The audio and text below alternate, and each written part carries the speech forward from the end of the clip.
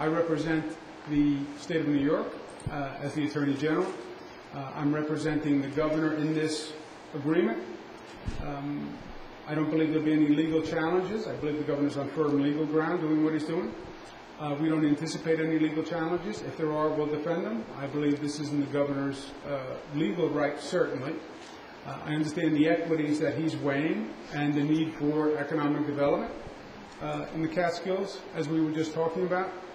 And as far as necessary approvals by the federal government, we'll be handling them down the road.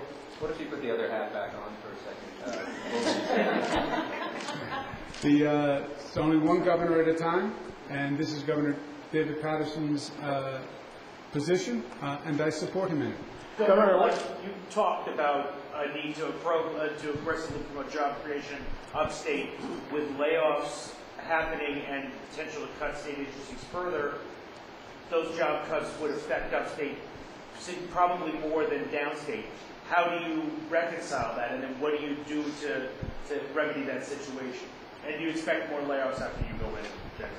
Well, we're in the midst of layoffs now. And first on the layoffs, I think it's very important. We have these conversations about layoffs. We tend to talk in terms of numbers, right? 900, 800. Every time you use a number, it's important to remember there's a family that is attached to that number, right? And we're talking about public servants who have worked very hard for the people of this state and who are now losing their job, and it has nothing to do with them or their capacity. And by the way, they're going through this, which is difficult enough, as we're coming into the holiday season. So just remember the human dynamic here and the pain that must be going on in those 900 households as we speak.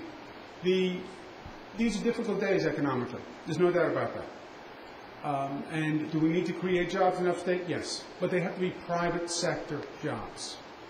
The answer is not to have the state of New York hire people who need jobs and have the taxpayers pay. That is not the way out of this problem.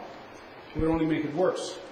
You have to create private sector jobs in upstate New York, which is something we've been delinquent on for decades now. And that is the answer. But doesn't it make it more difficult if you're creating more unemployment by getting rid of public workers? Obviously that exacerbates or makes more of a need to create private sector jobs. Are you making the problem more difficult? Well, what the governor is dealing with is you could increase taxes on the people in upstate New York, downstate New York, and employ more state workers. That would make it worse. Mayor Bloomberg is laying off 6,200. I mean, certainly 900 cannot be a reasonable amount for the state, can it? 900 is what Governor Patterson believes is required to balance the books this year. And what do you think about next year? Next year is going to be a tremendously difficult financial problem. The deficit they're anticipating is between $9 and $10 billion. There is no federal bailout in sight. That will be a deficit that has to be closed after there have already been deficits for 2-3 years. It is going to be very, very difficult. And all the choices will be hard choices next year. Thanks, guys. Thank you very much.